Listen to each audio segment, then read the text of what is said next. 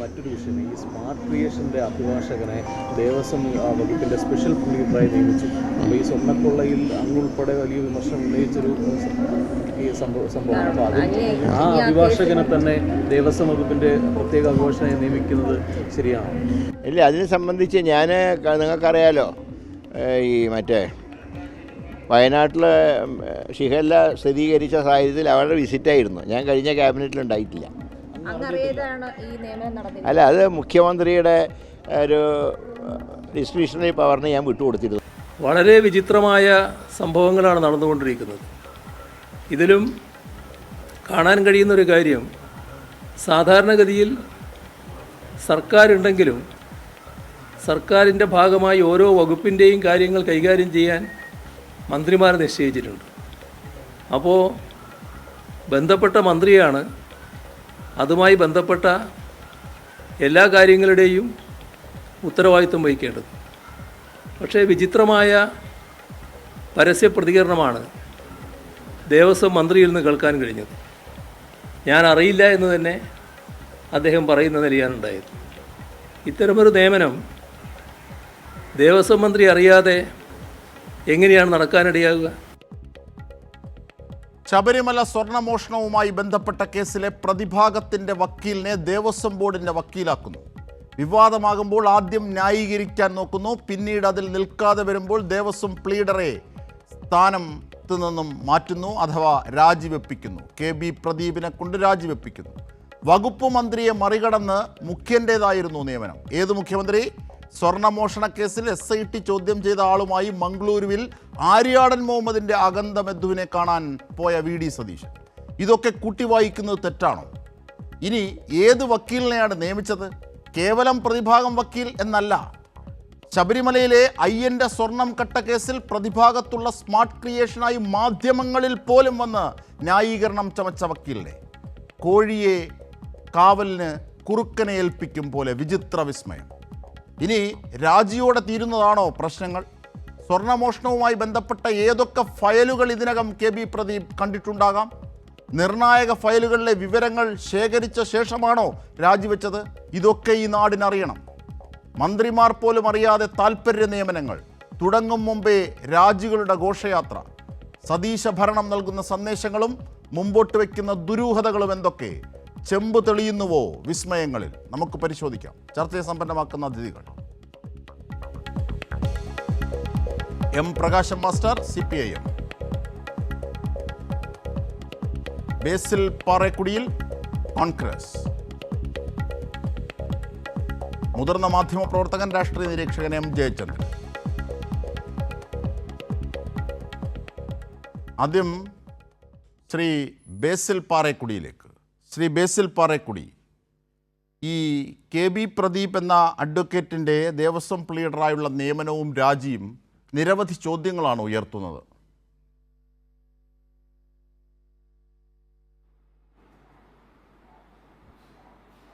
ബേസിൽ കേൾക്കുന്നുണ്ടോ?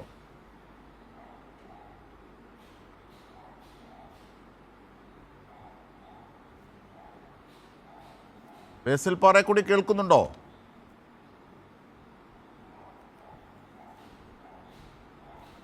ബേസിൽ പാറേക്കുടി എഴുതുകയാണ്, പക്ഷെ കേൾക്കുന്നില്ല.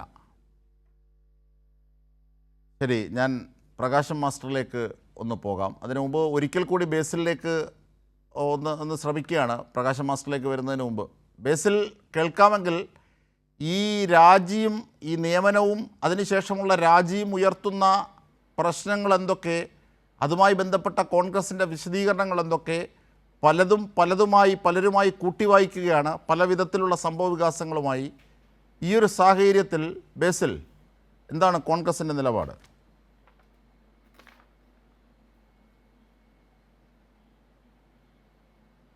ശരി, ഞാൻ പ്രകാശം മാസ്റ്ററിലേക്ക് ഒന്ന് പോകാം. അതിനു മുമ്പ് നമുക്ക് ഈ വിഷയത്തിൽ നിരവധി മുൻ മന്ത്രിമാരടക്കം പ്രതികരിച്ചിട്ടുണ്ട്. P രാജീവ് നടത്തിയ പ്രതികരണം ഒന്ന് കേൾക്കാം.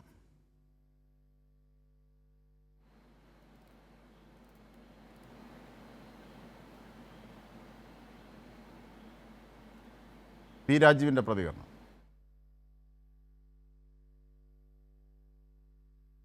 വിവാദം മാത്രം, ഇത് വളരെ ആസൂത്രിതമായൊരു നീക്കമാണ്. ഒരു രാജി കൊണ്ട് അവസാനിക്കാൻ പോകുന്നൊരു പ്രശ്നമായിട്ട് കാണേണ്ടതില്ല. യഥാർത്ഥത്തിൽ രാജി എന്ന് പറയുമ്പോൾ തന്നെ ഒന്നുകൂടി പരിശോധിക്കേണ്ടതുണ്ട്. ചാർജ് എടുത്തിട്ടില്ലെങ്കിൽ പിന്നെ ഓർഡർ റദ്ദാക്കിയാൽ മതിയായിരുന്നു, ഉത്തരവ് റദ്ദാക്കി കഴിഞ്ഞാൽ മതിയായിരുന്നു. പക്ഷേ ചാർജ് എടുത്തത് കൊണ്ടാണ് രാജിവെക്കേണ്ടി വന്നതെന്നാണ് ഞാൻ മനസ്സിലാക്കുന്നത് ഈ സാധാരണഗതിയിൽ, മറ്റ് ഡീറ്റെയിൽസിലേക്ക് നോക്കിക്കൊണ്ടല്ല. അങ്ങനെയാണെങ്കിൽ ചാർജ് എടുത്ത് കഴിഞ്ഞാൽ സ്വാഭാവികമായിട്ട് എല്ലാ ഫയലുകളും ചാർജ് എടുത്ത് വക്കീലിൻ്റെ അടുത്ത് എത്തിയിട്ടുണ്ടാവും. അപ്പോൾ വക്കീലിൻ്റെ ആവശ്യം കഴിഞ്ഞിട്ടുള്ള രാജിയാണോ? എല്ലാ ഫയലുകളും പരിശോധിക്കാനുള്ള സന്ദർഭം ഉപയോഗിച്ചതിന് ശേഷമുള്ള രാജിയാണോ എന്ന് പ്രത്യേകം തന്നെ പരിശോധിക്കേണ്ടതുണ്ട്. ഈ അഭിഭാഷകൻ പരസ്യമായി മാധ്യമങ്ങളുടെ മുൻപിൽ ഇത്തരം കാര്യങ്ങളിൽ കൊള്ളയെ ന്യായീകരിച്ചുകൊണ്ടുള്ള ആ കമ്പനിയുടെ വാദമുഖങ്ങൾ നിരത്തിയിട്ടുള്ള ആൾ കൂടിയാണ്. കോടതിക്കകത്ത് വാദിച്ചു എന്ന് മാത്രമല്ല, മാധ്യമങ്ങളുടെ മുൻപിൽ വരെ വിശദീകരിച്ച ഒരു അഭിഭാഷകനെയാണ് ഇപ്പോൾ ഗവൺമെൻറ് ദേവസ്വത്തിൻ്റെ സ്പെഷ്യൽ പ്ലീഡറായിട്ട് വയ്ക്കുന്നത്. ഇനി ഈ വിഷയത്തിൽ മന്ത്രി കെ മുരളീധരൻ പറഞ്ഞ ഈ രാജിയുമായി ബന്ധപ്പെട്ട് പറഞ്ഞ വാക്കുകൾ കൂടി ഒന്ന് കേൾക്കാം. മന്ത്രി കെ മുരളീധരൻ. അത് ഭക്തജനങ്ങൾക്ക് വളരെയധികം പ്രയാസമുണ്ടായി. ഈ വക്കീലിനെ വെച്ചത് ഞങ്ങളുടെ പ്രതീക്ഷകൾ ഇല്ലാതാക്കുന്നു എന്നുള്ള വ്യാപകമായ ഭക്തജനങ്ങളുടെ പരാതിയുടെ അടിസ്ഥാനത്തിൽ മുഖ്യമന്ത്രി തന്നെ അദ്ദേഹത്തിനോട് രാജിവെക്കാൻ ആവശ്യപ്പെട്ടു. അദ്ദേഹം രാജിവെച്ചു. ഈ വിഷയത്തിൽ മുൻ മന്ത്രി വി എൻ വാസവൻ പറഞ്ഞ വാക്കുകളൊന്ന് കേൾക്കാം. ഞങ്ങൾ ഈ നിയമനം വന്നപ്പോൾ തന്നെ അതിലെ ദുരൂഹതയും അതോടൊപ്പം തന്നെ കേസ് അട്ടിമറിക്കാൻ വേണ്ടിയുള്ള നീക്കമാണെന്നുള്ള കാര്യം ചൂണ്ടിക്കാണിച്ചിരുന്നു. അത് കേരളീയ സമൂഹത്തിന് വളരെ പെട്ടെന്ന് മനസ്സിലാകുകയും വലിയ രൂപത്തിലുള്ള രോഷം ഇന്നലെ വ്യാപകമായി ഉയർന്നു വരികയും ചെയ്ത ഘട്ടം നമ്മൾ കണ്ടു. അതോടുകൂടി ഗത്യന്തരമില്ലാതെയാണ് മുഖ്യമന്ത്രി ശ്രീ പ്രദീപിനോട് രാജിവെക്കാൻ ആവശ്യപ്പെടുകയും രാജിവെപ്പിക്കുകയും ചെയ്തിട്ടുള്ളത്. ഇതിൻ്റെ കൂട്ടത്തിൽ ചേർത്ത് നമുക്ക് വായിക്കാം, ഇന്നത്തെ ബഹുമാനപ്പെട്ട മുഖ്യമന്ത്രി ആകുന്നതിന് മുമ്പ് ഒരു സ്പെഷ്യൽ ഫ്ലൈറ്റ് ചാർട്ട് ചെയ്ത് മംഗലാപുരത്ത് പോയി അദാനിയെയും അതുപോലെ NDAയുടെ ജനപ്രതിയെയും കാണുമ്പോൾ അതിൽ ഈ സ്വർണ്ണക്കള്ള കേസുമായി ബന്ധപ്പെട്ട് ഇതിൽ SIT ചോദ്യം ചെയ്ത പ്രതി കൂടി ഉണ്ടായിരുന്നു എന്നുള്ളതാണ് അതിലെ ശ്രദ്ധേയമായ കാര്യം.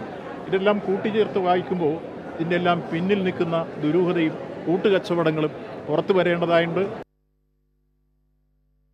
ഇതാണ് ഞാൻ കോൺഗ്രസ് വക്താവ് ശ്രീ ബേസിൽ പാറേക്കുടിയിലേക്ക് തന്നെ എത്തുകയാണ്. ശ്രീ ബേസിൽ, ഇങ്ങനെ നിരവധി സംശയങ്ങളാണ്. മംഗളൂരു യാത്രയിൽ റജികുമാർ, അതായത് SIT സ്വർണ്ണക്കേസുമായി ബന്ധപ്പെട്ട് ചോദ്യം ചെയ്ത ആളുമൊത്ത് മംഗലാപുരത്ത് ഫ്ലൈറ്റ് ചാർട്ട് ചെയ്തു പോയ യാത്ര, ഇതൊക്കെയായി കൂട്ടി വായിക്കുകയാണ്. മുഖ്യമന്ത്രി VD സതീശൻ മന്ത്രിയെ മറികടന്ന്, മന്ത്രിയെ ബൈപ്പാസ് ചെയ്തുകൊണ്ട് എന്തിനാണ് ഈ സ്വർണ്ണക്കൊള്ളക്കേസിൽ പ്രതിസ്ഥാനത്തുള്ള ആളിനെ ഈ ഗവൺമെൻറ് പ്ലീഡറായി അല്ലെങ്കിൽ ദേവസ്വം ബോർഡ് പ്ലീഡറായി നിയമിച്ചത്, പിന്നീട് രാജിവെക്കുന്നു? ഇങ്ങനെയൊക്കെയുള്ളൊരു സംഭവഗതികളാണ് കൂട്ടി വായിക്കപ്പെടുന്നത്. എന്തൊക്കെയാണ് കോൺഗ്രസ്സിന് പറയാനുള്ളത് ശ്രീ ബേസിൽ?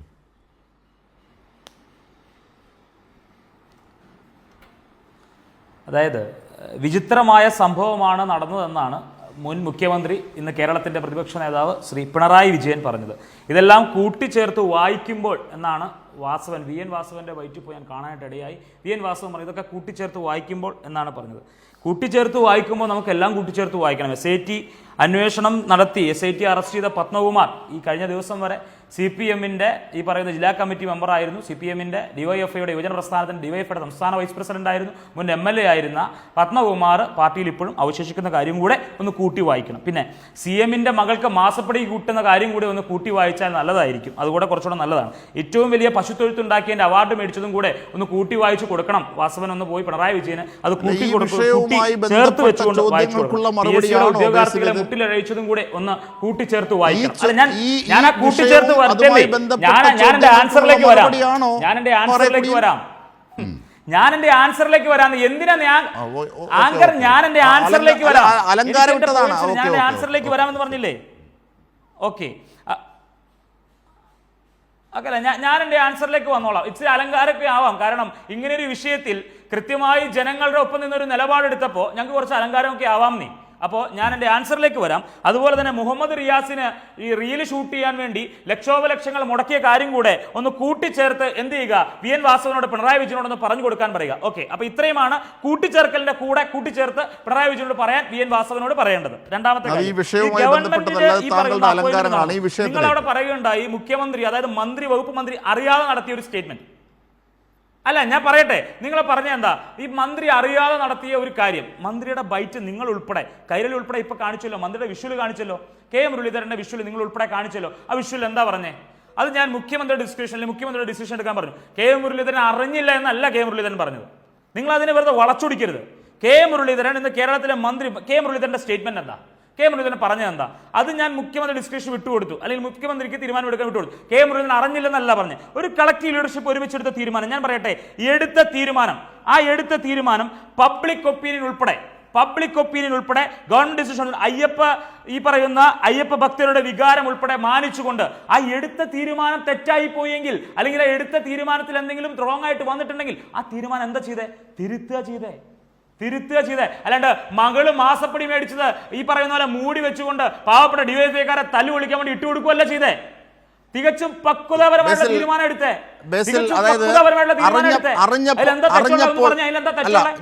ഞാൻ ചോദിക്കാം, അറിഞ്ഞപ്പോൾ മാറ്റി എന്ന് പറയുന്നു, എങ്ങനെയാണ് അറിഞ്ഞത്? ഈ KB പ്രദീപ് കുമാർ ഈ സ്മാർട്ട് ക്രിയേഷൻസിൻ്റെ വക്കീലാണെന്നുള്ള കാര്യം അറിഞ്ഞിട്ടില്ലേ? മാധ്യമങ്ങളിൽ വന്ന് ഈ സ്വർണ്ണക്കൊള്ളയുമായി ബന്ധപ്പെട്ട് ന്യായീകരണം ചമച്ച വക്കീലാണെന്ന് അറിയില്ലായിരുന്നു. ഇതൊന്നും അറിയാതെയാണോ KB പ്രദീപ് കുമാറിനെ നിയമിച്ചത്?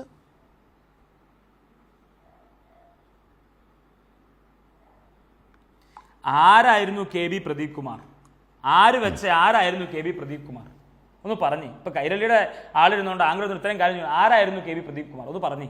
KB പ്രദീപ് കുമാർ സ്മാർട്ട് ക്രിയേഷൻസിന്റെ വക്കീലാണെന്നുള്ളതാണ് ഇവിടുത്തെ പ്രസക്തമായ കാര്യം. ഒരു കാര്യമാണ്, അല്ലെങ്കിൽ ഈ പറയുന്ന പോലെ ഇവിടുത്തെ പ്രസക്തമായിട്ടുള്ള വാദം. അപ്പൊ അതുകൊണ്ട് തന്നെയാണ് ഞാൻ പറയുന്നത്, ഈ പറയുന്ന KB പ്രദീപ് കുമാറിനെ ഇന്നലെ അല്ലെങ്കിൽ കഴിഞ്ഞ ദിവസം ഈ സാധനം ചെയ്തെങ്കിൽ, അപ്പോയിന്റ് ചെയ്തെങ്കിൽ, പിറ്റേ ദിവസം ഞാൻ ആദ്യം പറഞ്ഞ പോലെ അയ്യപ്പ ഭക്തരുടെ വികാരം കൂടി കണക്കിലെടുത്തുകൊണ്ട്, പബ്ലിക് ഒപ്പീനിയൻ കൂടി എടുത്തുകൊണ്ട് എന്ത് ചെയ്തു? എന്താ ചെയ്തേ? അതാണ് ഞാൻ ചോദിക്കുന്നത് ബേസിൽ. അതായത് ഈ വക്കീല് സ്മാർട്ട് ക്രിയേഷൻസിന്റെ വക്കീലാണെന്ന് അറിയാതെയാണോ നിയമിച്ചത്? മാധ്യമങ്ങളിൽ വന്ന് അദ്ദേഹം പറഞ്ഞ വാക്കുകൾ ഞാനൊന്ന് കേൾപ്പിക്കാം. മാധ്യമങ്ങളിൽ വന്ന് ഈ KB പ്രദീപ് കുമാർ സ്മാർട്ട് ക്രിയേഷൻസിനെ ന്യായീകരിക്കുന്ന വാക്കുകൾ ഞാൻ താങ്കളെ ഒന്ന് കേൾപ്പിക്കാം. അത് പബ്ലിക് ഡൊമൈനിലുള്ളതാണ്. ഒന്ന് കേൾപ്പിക്കൂ KB പ്രദീപ് കുമാറിന്റെ വാക്കുകൾ. മുൻകാലത്തെ കോപ്പർ ഷീറ്റ് കൊണ്ടുണ്ടാക്കിയ ദ്വാരപാലക വിഗ്രഹങ്ങളുടെ പുറത്ത് പതിപ്പിച്ച ക്ലാഡിങ്സ് ആണ്. അതിനകത്തൊന്നും ഗോൾഡ് പ്ലേറ്റഡ് ആയിരുന്നില്ല. ഞങ്ങളുടെ അടുത്ത് കൊണ്ടുവന്നത് പ്യുവർ കോപ്പറിലുണ്ടാക്കിയ സാധനമാണ്. ഒന്നും തന്നെ പ്ലേറ്റ് ചെയ്യാത്ത ഒരു സാധനമാണ് കൊണ്ടുവന്നത്. ഇങ്ങനെ മാധ്യമങ്ങളിലെത്തി സ്മാർട്ട് ക്രിയേഷൻസ് എന്ന പ്രതിഭാഗത്തുള്ള പ്രതികളായ സ്മാർട്ട് ക്രിയേഷൻസിന് വേണ്ടി വാദിച്ച വക്കീലാണ്. ആ വക്കീലിനെയാണ് താങ്കൾ പറയുന്നത് നിയമിച്ചു, പൊതുജനം എതിരാണെന്നറിഞ്ഞപ്പോൾ പിൻവലിച്ചു എന്ന് പറയുന്നത്. അതിൽ തീരുമോ ബേസിൽ? പറയൂ. എൻ്റെ ചോദ്യമാണ്, എൻ്റെ സംശയമാണ്. അതായത് അതിൽ തീരുമോ ബേസിൽ ഞാൻ പറയട്ടെ, ഞാനൊരു കാര്യം പറയട്ടെ. നിങ്ങളിരുന്നോണ്ട് കയ്യും കാലും പോയവനിരുന്നോണ്ട് ഒരു പോറൽ പറ്റിയവനെ തെറ്റു പറയുന്നത് അല്ല ചെയ്യേണ്ടത്. ഞാൻ പറഞ്ഞു, എനിക്ക് എന്റെ കൃത്യമായിട്ടുള്ള രാഷ്ട്രീയമായി ആക്രമിക്കാനോ ഒന്നുമല്ല. എൻ്റെ സംശയമാണ് ഈ വിഷയത്തിൽ ഇങ്ങനെയൊക്കെ ആരോപണങ്ങൾ രാഷ്ട്രീയമായി നിങ്ങളുടെ എതിരാളികൾ ഉന്നയിക്കുന്നുണ്ട്, പ്രതിപക്ഷം ഉന്നയിക്കുന്നുണ്ട്, നിങ്ങൾക്കുള്ളിൽ തന്നെ പലരും ഉന്നയിക്കുന്നുണ്ട്. അതൊക്കെ അവിടെ നിൽക്കാം. ഈ കേസിൻ്റെ മെറിറ്റുമായി ബന്ധപ്പെട്ട്, ഈ സംഭവഗതികളുടെ മെറിറ്റുമായി ബന്ധപ്പെട്ട സംശയങ്ങളാണ് ഞാൻ പാറേക്കുടിലിൻ്റെ മുമ്പിലേക്ക് വെക്കുന്നത്. താങ്കൾ പറഞ്ഞു ഈ അഡ്വക്കേറ്റിനെ നിയമിച്ചു, അവിടെ പ്രശ്നമായപ്പോൾ പിൻവലിച്ചു എന്ന്. അങ്ങനെ ലാഘവത്തോടു കൂടി കാണാമോ? ഈ വക്കീലിനെ കുറിച്ച് നിങ്ങൾക്കറിയില്ലേ? അത് വകുപ്പ് മന്ത്രിയെ മറികടന്ന്, അല്ലെങ്കിൽ വകുപ്പ് മന്ത്രി വിവേചനാധികാരം നൽകിയതിനെ തുടർന്ന് മുഖ്യമന്ത്രി നിയമിച്ച ആളാണ്. എങ്ങനെയാണ് ഇങ്ങനെ ഒരാളിനെ അവിടെ നിയമിക്കുന്നത്?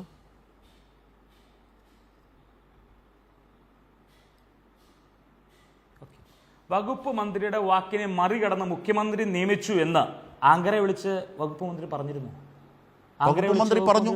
വകുപ്പ് മന്ത്രിയുടെ വാക്കുകൾ കേൾക്കണം. വകുപ്പ് മന്ത്രിയുടെ സ്റ്റേറ്റ്മെന്റ് എന്താ? വകുപ്പ് മന്ത്രി പറഞ്ഞ സ്റ്റേറ്റ്മെന്റ് മുഖ്യമന്ത്രിയാണ് നിയമിച്ചത്. അതാണ് വാക്കുകൾ ഇപ്പൊ കേട്ടത്. ഞാൻ പറഞ്ഞു നിങ്ങൾ ഈ ചർച്ചയെ വ്യതിചരിച്ച് ഞാൻ പറഞ്ഞില്ലേ ഈ വകുപ്പ് മന്ത്രി പറഞ്ഞ സ്റ്റേറ്റ്മെന്റ് എന്താ? താനല്ല മുഖ്യമന്ത്രിയാണ് നിയമിച്ചത്. ഇതാണ് അതിന്റെ സാരം. ഇതാണ്. അല്ലല്ല വകുപ്പ് മന്ത്രി ഡിസ്ക്രിപ്ഷൻ വിട്ടുകൊടുത്തു. സ്റ്റേറ്റ്മെന്റ് ഒന്നുകൂടെ കാണിച്ചു. അല്ലല്ല അത് കാണിക്കേണ്ടത് ഓർമ്മയുണ്ടല്ലോ. പ്രേക്ഷകരുടെ സമയം വെറുതെ കളയണ്ട. അതായത് ഒറ്റക്കാര്യം അല്ലല്ല താങ്കൾ ബേസിലെ ഈ എന്താണ് എണ്ണ കിട്ടാത്തതിന് ചക്കിൽ സാധിക്കുന്ന സംഭവം നടത്തരുത്. ഞാനൊരു ഒറ്റ കാര്യമേ ചോദിക്കുന്നുള്ളൂ ബേസിലോട്. ഞാനൊരു ഒറ്റ കാര്യമേ ബേസിലോട് ചോദിക്കുന്നുള്ളൂ.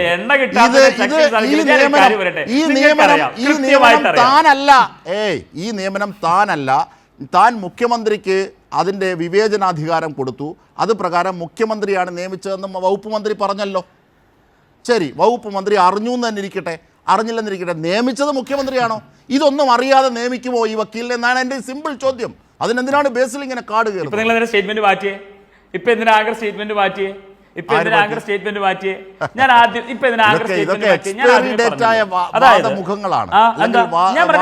വകുപ്പ് മന്ത്രി പറഞ്ഞ എന്താ? ഞാനത് CM ഡിസ്ക്രിപ്ഷൻ വിട്ടുകൊടുത്തു. അതാണ് അയാളുടെ സ്റ്റേറ്റ്മെന്റ്. ശരി, പറയൂ, താങ്കൾ പറയൂ. അതാണ് സ്റ്റേറ്റ്മെന്റ്. പിന്നെ ഞാൻ പറയാം, ഈ സ്പെഷ്യൽ പ്രോസിക്യൂട്ടറായിട്ട് പ്രദീപിനെ വെച്ചപ്പോൾ സ്പെഷ്യൽ പ്രോസിക്യൂട്ടറായിട്ട് പ്രദീപിനെ വെച്ച് കഴിഞ്ഞപ്പോൾ ഈ പറയുന്ന പോലെ ഞാൻ ആദ്യമേ പറഞ്ഞല്ലോ, അതായത് ഒരു ദിവസം വെച്ച് ഇയാൾ വന്ന് ഓഫീസിൽ വന്ന് കാര്യങ്ങൾ ചെയ്തു പോയി എങ്കിൽ നിങ്ങൾ പറയുന്നത് സമ്മതിച്ചു. ഞാൻ പറഞ്ഞില്ല, അയ്യപ്പ ഭക്തന്മാരുടെ ഉൾപ്പെടെ വികാരം കണക്കിലെടുത്തുകൊണ്ട് ഞാൻ പറഞ്ഞു ഞങ്ങൾ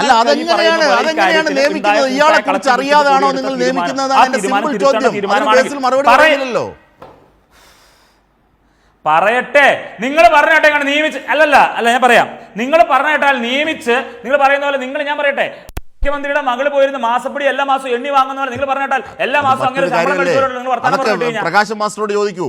ഞാൻ ചോദിക്കുന്നത് ഇത്ര കാര്യമേ ഉള്ളൂ. ഈ സ്മാർട്ട് ക്രിയേഷൻസിന് വേണ്ടി മാധ്യമങ്ങളിലടക്കം വാദിച്ച വക്കീലിനെ കുറിച്ച് അറിയാതാണോ നിങ്ങൾ നിയമിച്ചത്? വകുപ്പ് മന്ത്രിയുടെ സ്റ്റേറ്റ്മെന്റ് നിങ്ങൾ എന്ത് ചെയ്തു? എന്റെ ബേസിലെ സിമ്പിളാണ് ചോദ്യം. ഇത് കേൾക്കുന്നത് പ്രേക്ഷകരാണ്. ബേസിൽ കൂടുതൽ ലഭ്യനാവും. അതായത് ഒറ്റ കാര്യമാണ് ഞാൻ ചോദിക്കുന്നത്, ഒരൊറ്റ കാര്യമാണ് ചോദിക്കുന്നത്. ഈ സ്മാർട്ട് ക്രിയേഷൻസിന്റെ ശരി, അപ്പോൾ അതിന് മറുപടി ഇല്ല ബേസിലിന്. അതാണ് അതിൻ്റെ വാദം. ഞാൻ ശരി, അടുത്ത പ്രകാശ മാസ്റ്ററിലേക്ക് വന്ന്. പ്രകാശ മാസ്റ്റർ, അതായത് ഒരാളെ നിയമിക്കുന്നു, അയാൾ സ്മാർട്ട് ക്രിയേഷൻസിൻ്റെ വക്കീലാണ് എന്ന് അറിയാതെയാണോ അറിഞ്ഞാണോ? അത് കോൺഗ്രസ് അത് പറയുന്നില്ല. മാധ്യമങ്ങളിലെത്തി അവർക്ക് വേണ്ടി വാദിച്ച ആളാണോ അല്ലയോ എന്നറിയാതെയാണോ നിയമിച്ചത്? അതും അവർ പറയുന്നില്ല. പക്ഷേ ഞാൻ അവർ പറഞ്ഞത് താങ്കളിലേക്ക് ഫോർവേഡ് ചെയ്യാം.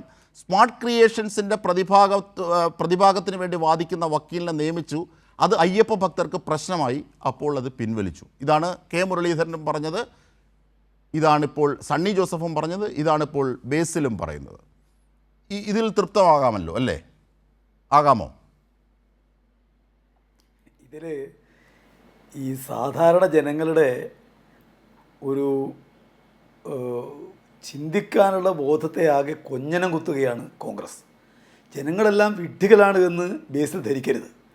സാമാന്യ ബുദ്ധിക്കും സാമാന്യ ബോധത്തിനും നിരക്കുന്ന കാര്യമാണോ ഈ കഴിഞ്ഞ 3 ആഴ്ചക്കാലമായിട്ട് പല കാര്യങ്ങളിലും UDFൻ്റെ ഗവൺമെൻറ് ചെയ്തുകൊണ്ടിരിക്കുന്നത്?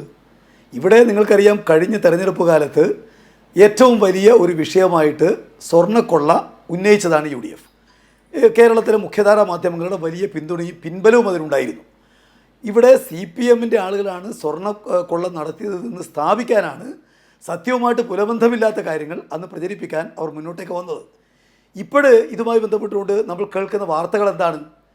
കേരളത്തിലെ നിയുക്ത മുഖ്യമന്ത്രി ഈ വിഷയത്തിൽ SITയുടെ ചോദ്യം ചെയ്യലിന് വിധേയനായിട്ടുള്ള ഒരാളെ കൂട്ടി ബാംഗ്ലൂരിലേക്ക് പോകുന്നു. അവിടെ പ്രത്യേക ചാർട്ടേഡ് വിമാനത്തിൽ ചെന്ന് അവിടെയുള്ള NDA നേതാക്കന്മാരുമായിട്ട് സംസാരിക്കുന്നു. ആ കേസുമായി ബന്ധപ്പെട്ടുകൊണ്ട് നേരത്തെ ഈ സ്മാർട്ട് ക്രിയേഷൻസും അതിൻ്റെ ആളുകൾ എന്നുള്ളവർക്ക് ഗോവർദ്ധനും പങ്കജ് ഭണ്ഡാരിയും ഒക്കെ ആണല്ലോ ഈ കേസിലെ മുഖ്യ പ്രതികളായിട്ട് വന്നിട്ടുള്ളത്. നേരത്തെ തന്നെ ആ കാര്യവുമായി ബന്ധപ്പെട്ട് ഉന്നയിക്കപ്പെട്ട ആക്ഷേപങ്ങളുണ്ട്. അത് മറ്റൊന്നുമല്ല, ഉണ്ണികൃഷ്ണൻ പോറ്റിയും ഗോവർദ്ധനും അടക്കമുള്ള ആളുകൾ സോണിയാഗാന്ധിയെ നേരിട്ട് ചെന്ന് കണ്ടു എന്നുള്ളതിൻ്റെ ഫോട്ടോ ഈ രാജ്യത്താകെ പ്രചരിച്ചതാണ്. അതിന് അവരെ സഹായിച്ചത് 2 MP-മാരാണ്. അടൂർ പ്രകാശ് അടക്കമുള്ള 2 MP-മാരാണ് എന്നുള്ള കാര്യവും പകൽ വെളിച്ച പോലെ വ്യക്തമാണ്. അപ്പോൾ കോൺഗ്രസിൻ്റെ ആളുകൾക്ക് ഈ കള്ളന്മാരുമായിട്ട് ഏറ്റവും അടുത്ത ബന്ധമുണ്ട് എന്നുള്ള കാര്യം നേരത്തെ ആക്ഷേപിക്കപ്പെട്ടതും ചർച്ച ചെയ്യപ്പെട്ടതുമാണ്. ഇപ്പോഴിതാ നേരത്തെ പങ്കജ് ഈ സ്മാർട്ട് ക്രിയേഷൻസിൻ്റെ അതുപോലെ ഗോവർദ്ധൻ്റെ അതുപോലെ പങ്കജ് ഭട്ടാരിയുടെ അവരുടെ വക്കീലായിരുന്ന മനുഷ്യനെ സ്പെഷ്യൽ പ്രോസിക്യൂട്ടറായിട്ട് ദേവസ്വം ബോർഡിന് വേണ്ടി നിയമിക്കുന്നു. ക്യാബിനറ്റ് ഏതെങ്കിലും ഒരാൾ തീരുമാനിക്കുന്നില്ല. ഇപ്പോൾ എത്ര വിചിത്രമായ കാര്യമാണ്. ക്യാബിനറ്റ് എടുക്കുന്ന തീരുമാനം കൂട്ടായ ഒരു തീരുമാനമാണ്, എല്ലാവർക്കും ഉത്തരവാദിത്തമുള്ള ഒന്നാണ്. പക്ഷേ മന്ത്രി പറയുന്നു ഞാൻ ആ ക്യാബിനറ്റ് യോഗത്തിൽ ഉണ്ടായിരുന്നില്ല.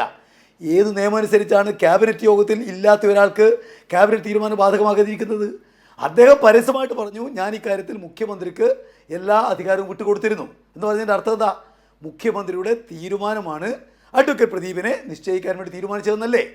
ഇവിടെ അധികാരം ഏറ്റെടുത്ത് 3 ആഴ്ച കാലം കൊണ്ട് 2 പേരുടെ രാജി കാണേണ്ടി വന്ന മറ്റൊരു ഗവൺമെൻറ് ഈ കേരളത്തിൻ്റെ ചരിത്രത്തിൽ എപ്പോഴെങ്കിലും ഉണ്ടോ? മന്ത്രിയുടെ അളിയനെ നിശ്ചയിച്ചതുമായി ബന്ധപ്പെട്ടുകൊണ്ട് ന്യായീകരിക്കുകയല്ലേ മന്ത്രിയും ഗവൺമെൻറ്റും എല്ലാം ചെയ്തത്. പക്ഷേ നിൽക്കക്കള്ളിയില്ലാതെ രാജിവെക്കേണ്ടി വന്നു. ഇവിടെ പ്രതിഭാഗം വക്കീലിനെ വാദിഭാഗത്തിൻ്റെ പബ്ലിക് പ്രോസിക്യൂട്ടറായിട്ട് നിശ്ചയിക്കുന്ന ഒരു സംഭവം ഈ രാജ്യത്തിൻ്റെ ചരിത്രത്തിൽ എപ്പോഴെങ്കിലും കേട്ടിട്ടുണ്ടോ? ഈ കേരളത്തിൽ എപ്പോഴെങ്കിലും കേട്ടൊരു കാര്യമാണോ അങ്ങനെ ഒരു കാര്യം? ഇവിടെ വിചിത്രമായ നിലക്കുള്ള വാദങ്ങൾ അവർ ഉന്നയിക്കുകയാണ്. എന്നിട്ട് അത് നിശ്ചയിച്ചതിന് ശേഷം ഭക്തജനങ്ങൾ ഈ മന്ത്രിമാരോട് പോയിട്ട് പറഞ്ഞതാണോ? ആ നിയമനം വന്ന ഉടനെ സാർവത്രിക എതിർപ്പ് വന്നല്ലോ. മാധ്യമങ്ങളിൽ അദ്ദേഹം പറഞ്ഞ കാര്യം നമ്മളെല്ലാം കേട്ടിട്ടാണ്. അദ്ദേഹം പറഞ്ഞതെന്താ? എൻ്റെ സ്ഥാപനമെന്നാണ്. സ്മാർട്ട് ക്രിയേഷൻസിനെ സംബന്ധിച്ച് മാധ്യമങ്ങളോട് അഡ്വക്കേറ്റ് പ്രദീപ് പറഞ്ഞിരിക്കുന്നത് എൻ്റെ സ്ഥാപനമെന്നാണ്. അദ്ദേഹം ഇതിലെ കള്ളനായ ഗോവർദ്ധൻ്റെ വക്കീലാണ്, ഇതിലെ കള്ളനായിട്ടുള്ള ഭണ്ഡാരിയുടെ വക്കീലാണ്. അദ്ദേഹത്തെ സാധാരണഗതിയിൽ അതിന് പ്രത്യേകിച്ച് ഗവൺമെൻറ്റിന് വിവരമൊന്നും വേണ്ടല്ലോ. സാമാന്യഗതിയിൽ അത്യാവശ്യം അക്ഷരാഭ്യാസമുള്ള ഒരാൾക്ക് മനസ്സിലാക്കാൻ വേണ്ടി കഴിയല്ലോ. അങ്ങനെ ഒരാളെ ഒരു കാരണവശാലും ദേവസ്വം ബോർഡിൻ്റെ സ്പെഷ്യൽ പ്രോസിക്യൂട്ടറായിട്ട് നിശ്ചയിക്കുന്നത് അത് അവർ ഈ പറയുന്ന കള്ളന്മാരെ രക്ഷിക്കാൻ വേണ്ടിയാണ് എന്നുള്ളത് ആർക്കറിയാതിരിക്കുന്നത്? അത് ആരെയാണ് പിന്നെ തെറ്റിദ്ധരിപ്പിക്കാൻ വേണ്ടി കഴിയുക? ഇത്ര വൃത്തികെട്ടൊരു കാര്യം, വിചിത്രമായ കാര്യങ്ങൾ നടക്കുന്നു എന്നുള്ളത് 1-2 കാര്യങ്ങളല്ലല്ലോ. എത്രയെത്ര കാര്യങ്ങളാണ് വിചിത്രമായ കാര്യങ്ങൾ നടന്നുകൊണ്ടിരിക്കുന്നത്. ഈ കഴിഞ്ഞ 3 ആഴ്ച കാലം കൊണ്ട് തങ്ങൾ പറഞ്ഞ എത്രയെത്ര കാര്യങ്ങൾ വിഴുങ്ങേണ്ടി വന്നിരിക്കുന്നു മന്ത്രിമാർക്ക്. നമ്മൾ ഇന്നലെയും ഇന്നുമായി ചർച്ച ചെയ്യുന്നത് ഷിഗല്ലയെയും നിപ്പയെയും കുറിച്ചാണ്.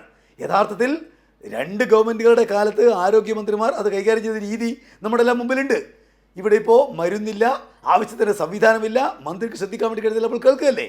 ഇവിടെ വന്യമൃഗ അക്രമവുമായി ബന്ധപ്പെട്ടുകൊണ്ട് ആളുകൾ കൊല്ലപ്പെട്ടതിനെ വലിയ വാർത്തയായി ശവമെടുത്തിലുള്ള സമരമായിട്ട് മന്ത്രിമാരെ തടയുന്ന കാര്യങ്ങളായിട്ട് LDF ഗവൺമെൻറ്റിൻ്റെ കാലത്ത് നടന്ന അതേ ആളുകൾ ഭരിക്കുന്ന കാലത്ത് 2 ആഴ്ച കൊണ്ട് വന്യമൃഗങ്ങൾ കൊന്നിരിക്കുന്ന ആളുകളുടെ എണ്ണം 6ആയി മാറിയിരിക്കുന്നു.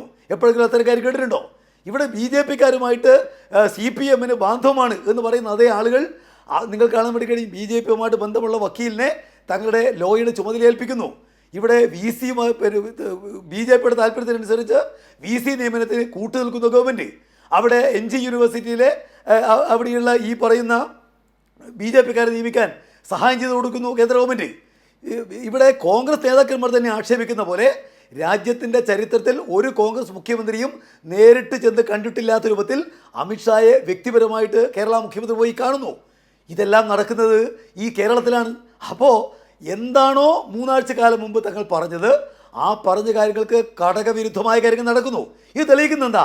ഈ തെളിയിക്കുന്നത് ഇപ്പോൾ ഈ സംഭവവുമായി ബന്ധപ്പെട്ടുകൊണ്ട് യഥാർത്ഥത്തിൽ കോൺഗ്രസ് ഇപ്പോൾ അറസ്റ്റ് ചെയ്യപ്പെട്ടിരിക്കുന്ന ആളുകൾ ധാരാളം ആരാണ്? കോൺഗ്രസിൻ്റെ ആളുകളാണല്ലോ. ഇപ്പോൾ ഇവിടെ ഇപ്പോൾ പറഞ്ഞു ബേസിൽ പറഞ്ഞു ഞങ്ങളുടെ പാർട്ടി നേതാവായിട്ടുള്ള പത്മകുമാറിനെ സംബന്ധിച്ച്. പത്മകുമാറിന് ഈ കള്ളവുമായി ബന്ധപ്പെട്ട് എന്തെങ്കിലും ഒരു ബന്ധമുണ്ട് എന്ന് ആരെങ്കിലും SIT പറഞ്ഞു ഇതുവരെ? അല്ലെങ്കിൽ FIR-നകത്ത് അത്തരം കാര്യമുണ്ടോ? ഞാൻ അദ്ദേഹം ചെയ്തതിനെ ന്യായീകരിക്കുന്നില്ല. പക്ഷേ കള്ളനാണ് അദ്ദേഹം എന്നുള്ള കാര്യം ഇതുവരെ SIT പറഞ്ഞിട്ടില്ല, FIR വന്നിട്ടില്ല. എന്നാൽ ഭണ്ഡാരി കള്ളനാണ് എന്നുള്ള കാര്യം SIR വന്നിട്ടുണ്ട്, അവരുടെ അന്വേഷണത്തിൽ വന്നിട്ടുണ്ട്. ഗോവർദ്ധൻ കള്ളനാണെന്നുള്ള കാര്യം അന്വേഷണത്തിൽ വന്നിട്ടുണ്ട്. ആ ഗോവർദ്ധനും അതുപോലെ ഭണ്ഡാരിയും അതുപോലെ ഉണ്ണികൃഷ്ണൻ പോറ്റിയും അവരാണ് സോണിയാഗാന്ധിയെ കണ്ടത്. സോണിയാഗാന്ധിയെ കാണാൻ സഹായം ചെയ്തത് കോൺഗ്രസിൻ്റെ 2 MP-മാരാണ്.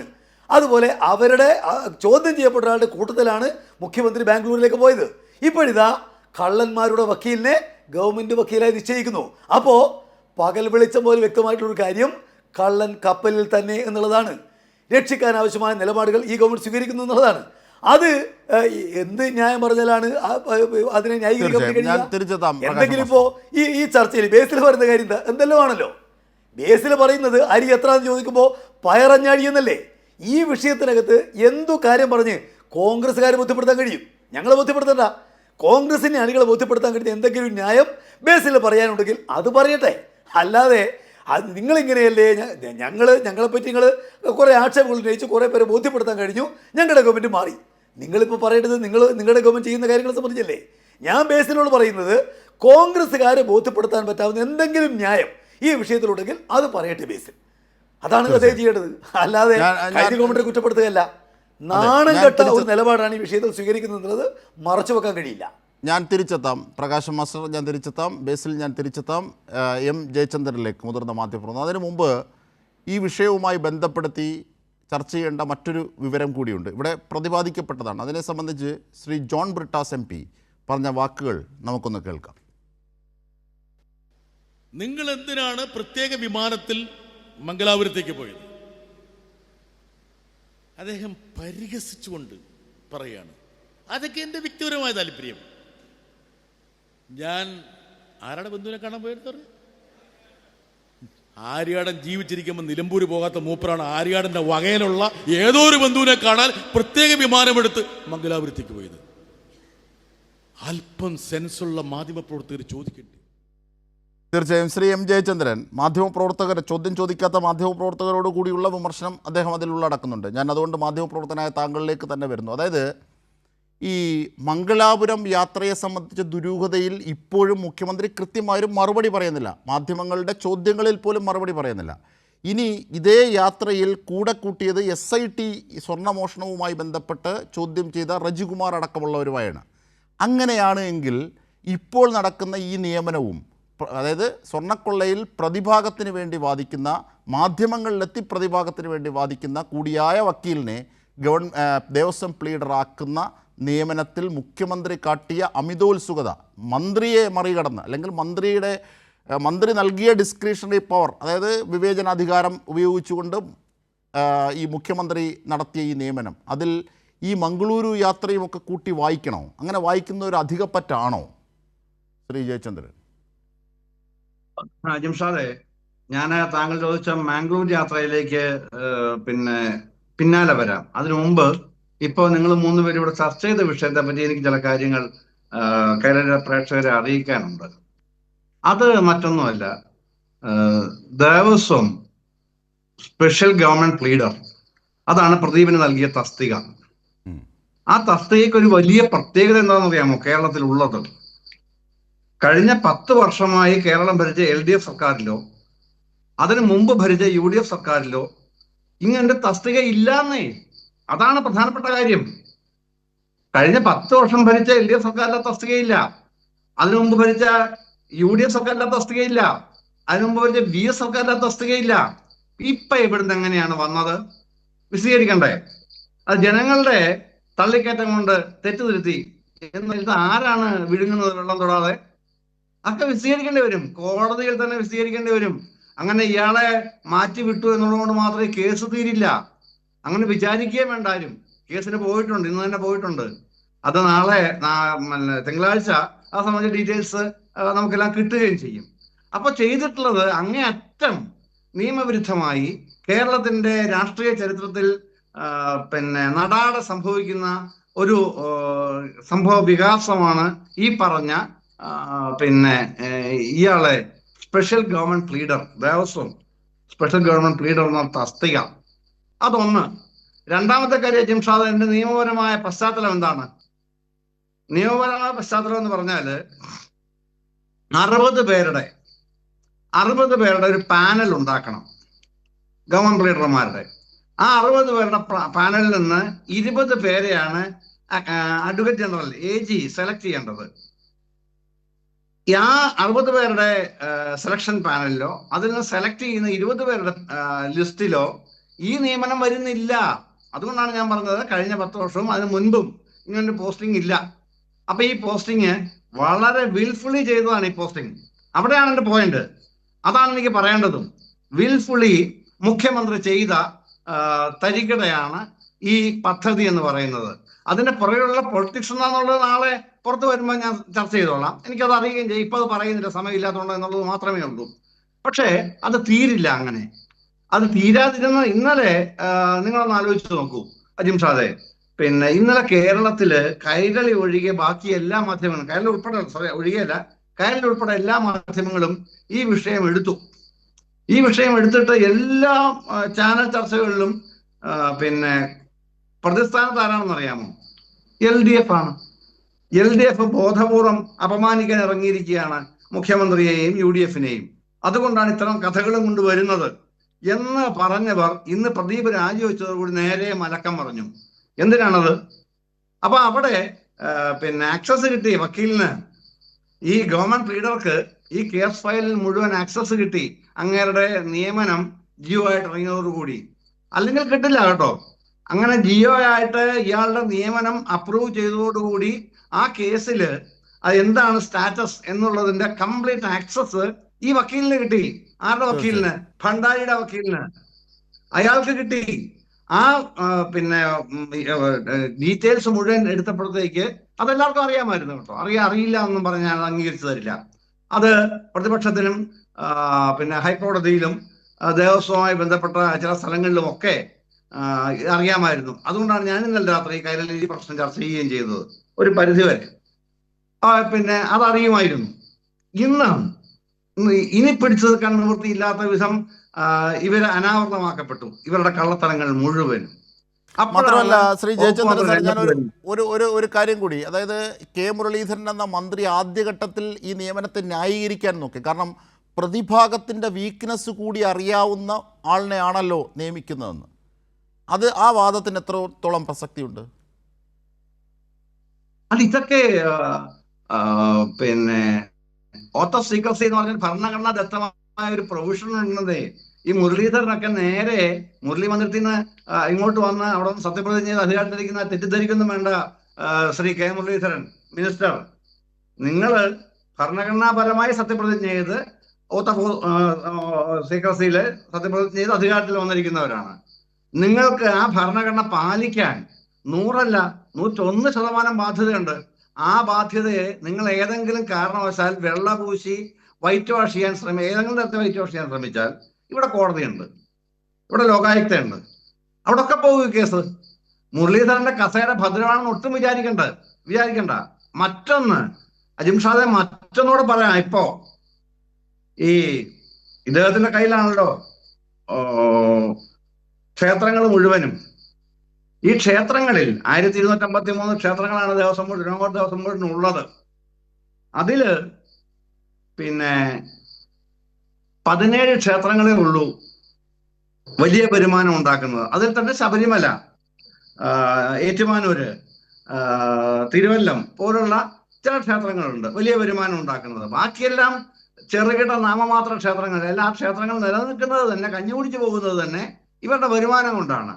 അതിൽപ്പെട്ട ഈ 17 ക്ഷേത്രങ്ങളിൽപ്പെട്ട ഞാൻ ഇന്നലെ സംസാരിക്കുമ്പോൾ പിന്നെ 9 എണ്ണമേ ഉണ്ടായിരുന്നുള്ളൂ. അവിടെ ഈ മന്ത്രിയുടെ ഓഫീസിലിരിക്കുന്ന ഒരു അഡീഷണൽ പ്രൈവറ്റ് സെക്രട്ടറി, ഞാൻ അയാളുടെ പേരും പറഞ്ഞു, ഇപ്പൊ വീണ്ടും പറയുകയാണ്, തെളിവിന്റെ ഉള്ളതുകൊണ്ടാണ് ഇന്നും ധൈര്യത്തോടെ ആ പേര് പറയുന്നത്. ബിജു എത്ര ലക്ഷം രൂപയാണ് ബിജു നിങ്ങൾ വാങ്ങിച്ചിട്ടുള്ള തെളിവ് അടക്കം എൻ്റെ കയ്യിലുണ്ട്. അത് വരുന്ന ദിവസങ്ങളിൽ ഞാൻ പുറത്തേക്ക് തരാം. ഇപ്പൊ തരുന്നില്ല. ഇതടക്കം ഈ നിയമനങ്ങളൊക്കെ നടത്തി ഇത് തുടക്കത്തിലെ ഇപ്പൊ എല്ലാവരും പറയുമല്ലോ, നേതാക്കളൊക്കെ പറയുമല്ലോ, 1 മാസമായില്ല എന്നിട്ട് നിങ്ങൾ ഞങ്ങൾക്ക് ശ്വാസം കഴിക്കാൻ സമയം തരുന്നില്ല. എന്തിനാണെന്ന് നിങ്ങൾ ഈ ഇത്രയും ദിവസം കൊണ്ട് തന്നെ കാണിച്ചു വെച്ചിട്ടുള്ളതിന്റെ പിന്നെ ഈ ബേസിന് മുമ്പേ പറഞ്ഞൊരു ഡയലോഗ് ഉണ്ട്, ഒരു പദപ്രയോഗം, വ്യഭിചാരം, ചർച്ച എന്ന വ്യഭിചാരം. ഞാൻ അദ്ദേഹം ആ പദം പ്രയോഗിക്കാൻ തയ്യാറായതുകൊണ്ട് മാത്രം ഞാൻ പറയുകയാണ്. ഇത്തരം തെമ്മാടിത്തരം, നിങ്ങളുടെ മന്ത്രിമാരടക്കമുള്ള ആൾക്കാർ കാണിക്കുന്ന ഇത്തരം തെമ്മാടിത്തരം കേരള ജനത അംഗീകരിക്കാൻ പോകുന്നില്ല. നീതിന്യായ പീഠം, ലോകായുക്ത അടക്കം ഇക്കാര്യത്തിൽ ഇടപെടുക തന്നെ ചെയ്യും. അതിനുള്ള മറുപടിയും പറയേണ്ടി വരും. ഒരു സംശയവുമില്ലാതെ ഞാനിവിടെ ഉറപ്പിച്ച് പറയുകയാണ് ജിംഷാദ് അക്കാര്യം. തീർച്ചയായും ബേസിലേക്ക് ഞാൻ എത്തുമ്പോൾ ബേസിൽ ആദ്യം കേട്ട് കാണില്ല. അതുകൊണ്ട് ഞാൻ പി രാജീവ് വിഷയത്തിൽ കുറിച്ച് പറഞ്ഞ ആ വാക്കുകൾ ഒരിക്കൽ കൂടി കേൾപ്പിക്കാം. പി രാജീവിൻ്റെ വാക്കുകൾ. മാത്രം ഇത് വളരെ ആസൂത്രിതമായൊരു നീക്കമാണ്. ഒരു രാജി കൊണ്ട് അവസാനിക്കാൻ പോകുന്നൊരു പ്രശ്നമായിട്ട് കാണേണ്ടതില്ല. യഥാർത്ഥത്തിൽ രാജി എന്ന് പറയുമ്പോൾ തന്നെ ഒന്നുകൂടി പരിശോധിക്കേണ്ടതുണ്ട്. ചാർജ് എടുത്തിട്ടില്ലെങ്കിൽ പിന്നെ ഓർഡർ റദ്ദാക്കിയാൽ മതിയായിരുന്നു, ഉത്തരവ് റദ്ദാക്കി കഴിഞ്ഞാൽ മതിയായിരുന്നു. പക്ഷേ ചാർജ് എടുത്തത് കൊണ്ടാണ് രാജിവെക്കേണ്ടി വന്നതെന്നാണ് ഞാൻ മനസ്സിലാക്കുന്നത് ഈ സാധാരണഗതിയിൽ, മറ്റ് ഡീറ്റെയിൽസിലേക്ക് നോക്കിക്കൊണ്ടല്ല. അങ്ങനെയാണെങ്കിൽ ചാർജ് എടുത്തു കഴിഞ്ഞാൽ സ്വാഭാവികമായിട്ട് എല്ലാ ഫയലുകളും ചാർജ് എടുത്ത് വക്കീലിൻ്റെ അടുത്ത് എത്തിയിട്ടുണ്ടാവും. അപ്പോൾ വക്കീലിൻ്റെ ആവശ്യം കഴിഞ്ഞിട്ടുള്ള രാജിയാണോ? എല്ലാ ഫയലുകളും പരിശോധിക്കാനുള്ള സന്ദർഭം ഉപയോഗിച്ചതിന് ശേഷമുള്ള രാജിയാണോ എന്ന് പ്രത്യേകം തന്നെ പരിശോധിക്കേണ്ടതുണ്ട്. ഈ അഭിഭാഷകൻ പരസ്യമായി മാധ്യമങ്ങളുടെ മുൻപിൽ ഇത്തരം കാര്യങ്ങളിൽ കൊള്ളയെ ന്യായീകരിച്ചുകൊണ്ടുള്ള ആ കമ്പനിയുടെ വാദമുഖങ്ങൾ നിരത്തിയിട്ടുള്ള ആൾ കൂടിയാണ്. കോടതിക്കകത്ത് വാദിച്ചു എന്ന് മാത്രമല്ല, മാധ്യമങ്ങളുടെ മുൻപിൽ വരെ വിശദീകരിച്ച ഒരു അഭിഭാഷകനെയാണ് ഇപ്പോൾ ഗവൺമെൻറ് ദേവസ്വത്തിൻ്റെ സ്പെഷ്യൽ പ്ലീഡറായിട്ട് വയ്ക്കുന്നത്. ബേസിൽ, 2 ചോദ്യങ്ങൾ ഈ പശ്ചാത്തലത്തിൽ. രാജിയോടുകൂടി ഈ പ്രശ്നത്തിന് പരിഹാരമാകുന്നില്ല. ഒന്ന്, ഈ പ്രതിഭാഗത്തിൻ്റെ വീക്ക്നെസ്സുകൾ അടക്കം വാദങ്ങൾ അറിയാവുന്ന ഒരു അഡ്വക്കേറ്റിനെയാണ് നിയമിച്ചതെന്ന് കെ മുരളീധരൻ എന്ന മന്ത്രി ആദ്യം പറഞ്ഞെടുത്തതെന്ന് പിന്നീട് അയാൾ രാജിവെക്കുന്നതിലേക്ക് പോയതെങ്ങനെ? ഒന്ന്. 2, അല്ലെങ്കിൽ രാജിവെപ്പിക്കുന്നതിലേക്ക് പോയതെങ്ങനെ? 2, ഇപ്പോൾ ഞാൻ ചോദിച്ചതുപോലെ ഈ രാജിവെക്കുന്നതിന് മുമ്പ് ഈ വക്കീൽ വഴി, സ്വന്തം വക്കീൽ വഴി പ്രതിഭാഗം ഈ കാര്യങ്ങളുടെ കാര്യത്തിൽ ഏതൊക്കെ ഫയലുകളിൽ ആക്സസ് ഉള്ള ഫയലുകളിൽ കയറി വിവരങ്ങൾ ശേഖരിച്ചിട്ടുണ്ട് എന്നതടക്കം അറിയേണ്ടതുണ്ട്. അപ്പോൾ രാജിയോടുകൂടി തീരില്ല പ്രശ്നം. ഇതാണ് രാഷ്ട്രീയ പ്രശ്നമായി ഉയർത്തുന്നത് LDF. ബേസിൽ. ഓക്കെ, ആദ്യം ഈ രാജീവ് പറഞ്ഞ സ്റ്റേറ്റ്മെൻറ്റ്, അതായത് രാജിയോടുകൂടി അവസാനിക്കുന്നതാണോ, ഇയാൾ ചാർജ് എടുത്തിട്ടുണ്ടോ എന്നൊക്കെയാണ് പി രാജീവ് ചോദിച്ചത്. പി രാജീവ് ഉൾപ്പെടെ മന്ത്രിയായിട്ട് മന്ത്രിസഭയിലുള്ള സമയത്താണ് പി രാജീവ് മന്ത്രിസഭയിലുള്ള പി രാജീവിൻ്റെ കൂടെ പ്രസ്ഥാനമായിട്ടുള്ള LDFിൻ്റെ ഭാഗമായിട്ടിരിക്കുമ്പോൾ 2018-19 ഈ സ്മാർട്ട് ക്രിയേഷൻസിനെ ഇതിനായിട്ട് അപ്പോയിൻറ്റ് ചെയ്യുന്നു. അപ്പോൾ ഈ സ്മാർട്ട് ക്രിയേഷൻസിനെ അപ്പോയിൻറ്റ് ചെയ്തത് ആരാ? LDF ഗവൺമെൻറ്റാണ് സ്മാർട്ട് ക്രിയേഷൻസിനെ അപ്പോയിൻറ്റ് ചെയ്തത്. പിന്നെ ഈ ആൾ അപ്പോയിൻറ്റ് ചെയ്ത ഈ ആൾ എന്തായാലും ചാർജ് എടുത്തിട്ടില്ല. ഈ ആൾ ചാർജ് എടുത്ത് ഏതൊക്കെ ഫയൽ എത്തിയെന്നുള്ള വലിയ രീതിയിലുള്ള പി രാജീവിൻ്റെ ആശങ്കയെ ഞങ്ങൾ മാനിക്കുന്നു. എന്തായാലും പി രാജീവ് അല്ലെങ്കിൽ പി രാജീവ് പ്രതിദാനം ചെയ്യുന്ന പ്രസ്ഥാനം, ആ പ്രസ്ഥാനത്തിന്റെ നേതാക്കന്മാർ, ആ പ്രസ്ഥാനത്തിന്റെ മുഖ്യമന്ത്രി ഉൾപ്പെടെയുള്ള ആളുകളാണ് 2018-19 കാലഘട്ടത്തിലാണ് സ്മാർട്ട് ക്രിയേഷൻസ്. ഞാനൊന്ന് സംസാരിക്കട്ടെ, ലെറ്റ് മീ. നിങ്ങൾ ഈ ബാക്കിയുള്ള 2 പേര് സംസാരിച്ചപ്പോ ഇടയിൽ കയറിയോ? ഇത് എന്നുമുള്ള പരിപാടി. ഞാൻ സംസാരിച്ചിട്ടുണ്ട്. ചോദിച്ചത് അല്ല, സംശയം ചോദിച്ചോ? ഞാൻ പറഞ്ഞു ചോദിച്ചോ? ഞാൻ പറഞ്ഞു കഴിഞ്ഞു. I am answerable. എന്തൊക്കെ ഡൗട്ട് ഉണ്ട്, whatever it is, I am answerable. Okay, 2018-19 ഇത് കാണുന്ന കൈരളി കാണുന്ന പ്രേക്ഷകരെല്ലാവരും ഇതും കേൾക്കണം. 2018-19 സമയത്ത്, അതായത് ഇടതുപക്ഷ ജനാധിപത്യ മുന്നണി കേരളം ഭരിക്കുമ്പോൾ ആ സമയത്താണ് ഈ സ്മാർട്ട് ക്രിയേഷൻസിന് ഈ പരിപാടി അങ്ങ് ഏൽപ്പിച്ചു കൊടുക്കുന്നത്. ആണല്ലോ, ഈ സ്മാർട്ട് ക്രിയേഷൻസിന് ഏൽപ്പിച്ചു കൊടുത്ത പി രാജീവ് ഉൾപ്പെടെയുള്ള ആൾക്കാർ ഇവിടെ വന്നിരുന്നിട്ട് ആ വർത്താനം പറയുമ്പോൾ കുറച്ചെങ്കിലും അതിൻ്റെ അകത്ത് ഈ പറയുന്ന ആൾക്കാരെ നിങ്ങൾ കണ്ണടച്ചാൽ ഇരുട്ടാവില്ല എന്നുള്ള കാര്യം കൂടെ ഒന്ന് ഓർമ്മിപ്പിക്കാനായിട്ട് ആഗ്രഹിക്കുകയാണ്. പിന്നെ ഒരു കാര്യം പറയാം, എൻ്റെ അവിടെ ഇരിക്കുന്ന സഹ പാനലിസ്റ്റ് ആയിട്ടുള്ള ആൾ പ്രകാശ് മാസ്റ്റർ ഒരു കാര്യം പറയണ്ടായി. മന്ത്രിയുടെ അനിയൻ്റെ രാജിയെ പറ്റി പറയുകയുണ്ടായി. മന്ത്രിയുടെ അനിയൻ്റെ രാജിയെ പറ്റി പറഞ്ഞപ്പോൾ ബെന്നി തോമസ്, ഞാൻ എന്ത് പറയുക, വളരെ ക്ലിയറായി വളരെ ട്രാൻസ്പെറൻ്റ് ആയിട്ട് കാര്യങ്ങൾ കൃത്യമായി പറഞ്ഞു തരാം, എൻ്റെ ഇടയ്ക്ക് കയറരുത്. ബെന്നി തോമസ്, ഈ പറയുന്ന മന്ത്രിയുടെ അനിയൻ അല്ലെങ്കിൽ മന്ത്രിയുടെ സഹോദരിയുടെ ഈ പറയുന്ന ആൾ ബെന്നി തോമസ് എന്ന് പറയുന്ന ആളാണ് നിങ്ങൾ ഉദ്ദേശിച്ചതെന്ന് കൃത്യമായിട്ട് നമുക്കറിയാം. ഈ ബെന്നി തോമസ് എന്ന് പറയുന്ന ആളാരായിരുന്നു? ഇന്ത്യൻ യൂത്ത് കോൺഗ്രസിൻ്റെ താൻ ജനിച്ചു വളർന്ന സ്ഥലത്തെ ഉളിക്കൽ എന്ന് പറയുന്ന സ്ഥലത്തെ ഇന്ത്യൻ യൂത്ത് കോൺഗ്രസിൻ്റെ മണ്ഡലം പ്രസിഡന്റായിരുന്നു. അതിനുശേഷം ഇന്ത്യൻ നാഷണൽ കോൺഗ്രസിൻ്റെ മണ്ഡലം പ്രസിഡന്റായിട്ടിരുന്ന ആളായിരുന്നു. സേവാദളിൻ്റെ ചെയർമാൻ ആയിട്ടിരുന്ന ആളായിരുന്നു. DCCയുടെ, അതായത് ജില്ലാ കോൺഗ്രസ് കമ്മിറ്റിയുടെ ജനറൽ സെക്രട്ടറി ആയിട്ടിരുന്ന ആളാണ്. 2 തവണ താൻ ജനിച്ച് ജീവിക്കുന്ന പഞ്ചായത്തിൻ്റെ 2 തവണ ആ പഞ്ചായത്തിൻ്റെ പ്രസിഡന്റ് ആയിട്ടിരുന്ന ആളാണ്. 3 വർഷക്കാലമായിട്ട് അദ്ദേഹം പേരാവൂർ നിയോജക മണ്ഡലത്തിൻ്റെ ചാർജ് വഹിക്കുന്ന DCCയുടെ ജനറൽ സെക്രട്ടറിയാണ്. നൂലിൽ കെട്ടി മേളിൽ നിറക്കിയ മരുമോനല്ല. മരുമോനല്ലായിരുന്നു മണ്ഡലം പ്രസിഡന്റ്. എന്തിനാണ് ഞാൻ പറഞ്ഞു തീർക്കട്ടെ? ഇതാണ് നിങ്ങളുടെ പ്രശ്നം. ഞാൻ ബാക്കി 2 പേരും സംസാരിച്ച് വാങ്ങ ഇടപെട്ടോ. എന്തിനാണ് പിന്നെ ഇത്രയേറെ മെറിറ്റുള്ള ആളിനെ എന്തിനാണ് ഒഴിവാക്കിയത് തോമസ് ബെന്നിയെ? ഞാൻ പറഞ്ഞു തീർക്കട്ടെ. Let me conclude.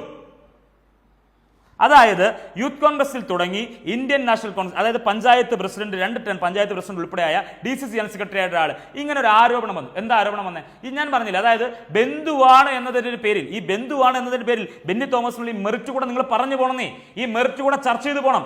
ഇങ്ങനെ ഒരാളെ പറ്റി ഇങ്ങനെ ഒരു ആരോപണം വന്നപ്പോൾ തികച്ചും പക്വതപരമായിട്ടുള്ള തീരുമാനമാണ് ഞങ്ങളുടെ മുൻ KPC പ്രസിഡന്റ് മന്ത്രി എടുത്ത തീരുമാനം.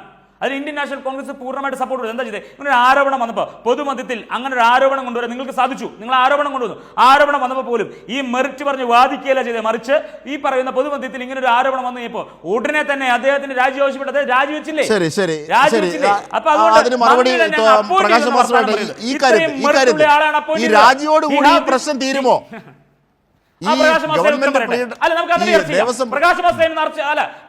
ഉത്തരം പറയട്ടെ.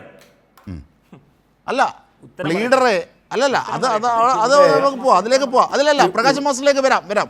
ഇതുകൂടി ഒന്ന് കംപ്ലീറ്റ് ചെയ്യൂ ബേസിൽ. അതായത് ഈ രാജിയോട് കൂടി തീരുമോ പ്രശ്നം? കാരണം ഈ ഫയലുകളടക്കം ഇയാൾ ഉപയോഗിച്ചിട്ടുണ്ടോ ഇല്ലയോ എന്ന് എങ്ങനെ അറിയാം? കാരണം 2 ദിവസം എടുത്തു. 2 ദിവസം കൊണ്ട് അയാൾ അത് ചാർജ് എടുക്കാതെ രാജി എന്ന് പറയുന്നൊരു പ്രോസസ്സിൻ്റെ ആവശ്യമില്ല. ഓർഡർ റദ്ദാക്കുകയല്ല ചെയ്തത്, രാജിവെക്കുകയാണ് ചെയ്തത്. അങ്ങനെയാണെങ്കിൽ ഈ ഇതുമായി ബന്ധപ്പെട്ട സർക്കാരിൻ്റെ പക്കലുള്ള രഹസ്യമായ ഫയലുകൾ, ഈ കേസിൻ്റെ ഫയലുകളൊക്കെ പ്രതിഭാഗത്തിന് ലഭിക്കത്തക്ക വിധം ഇയാൾ ശേഖരിച്ചതിന് ശേഷമാണോ രാജിവെച്ചിട്ടുള്ളത്? അത് ഈ നാടിന് അറിയണം. അതാണ് പി രാജീവ് ചോദിച്ചത്. അതേക്കുറിച്ചുള്ള താങ്കളുടെ മറുപടി കേൾക്കണം.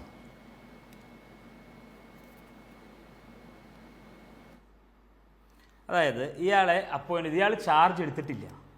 ഇയാൾ വന്ന് പിന്നെന്തിനാണ് രാജിവെക്കുന്നത്? ചെയ്തിട്ടില്ല. ഇയാൾ ചാർജ് എടുക്കാൻ ഫലം ചെയ്തില്ല. പിന്നെ ഇന്ന് പി രാജീവിന്റെ ഞാൻ പറയട്ടെ, ഈ പറയുന്ന പി രാജീവിന്റെ സ്റ്റേറ്റ്മെന്റ് കേട്ട് കഴിഞ്ഞാൽ പി രാജീവ് ആദ്യമായിട്ട് സ്മാർട്ട് ക്രിയേഷൻസിന് അറിയുന്ന പോലെയാണ് പി രാജീവിന്റെ സ്റ്റേറ്റ്മെന്റ്. 2000 ഞാൻ പറഞ്ഞില്ല, കൃത്യമായ കാലം ഞാൻ പറഞ്ഞു. 2018-19 ഈ CPM-ന്റെ ഗവൺമെന്റ് കണ്ടെത്തി, CPM ഗവൺമെന്റ് കൊടുത്ത ആൾക്കാരാണ് ഈ സ്മാർട്ട് ക്രിയേഷൻ. എന്ത് അതിൽ ഉത്തരവില്ലാത്ത ഈ സ്മാർട്ട് ക്രിയേഷൻ ആര് കണ്ടെത്തിയ ആൾക്കാരാ?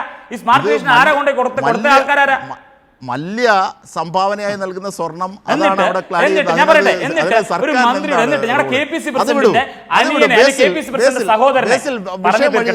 പറഞ്ഞു തീർക്കട്ടെ. ഞാനൊന്ന് പറഞ്ഞത് ലെറ്റ് മീ കംപ്ലീറ്റ് കൺക്ലൂഡിന് സമയമുണ്ട്. അതായത് എന്നിട്ട് KPC പ്രസിഡന്റ് അനിയനെ നിയമിച്ചു. വെറുതെ വന്നിട്ട് ഞാൻ പറഞ്ഞില്ലേ, പ്രകാശ് മാസ്റ്ററോടൊക്കെ നമുക്കൊരു എന്താ പറയുക, ഒരു ബഹുമാനം ഉണ്ടായിരുന്നു. പ്രകാശ് മാസ്റ്റർ വെറുതെ വന്നിരുന്ന അങ്ങനെ പ്രകാശ് മാസ്റ്റർ അതിന്റെ ഒരു എന്താ പറയുക എല്ലാ തലങ്ങളും കൂടി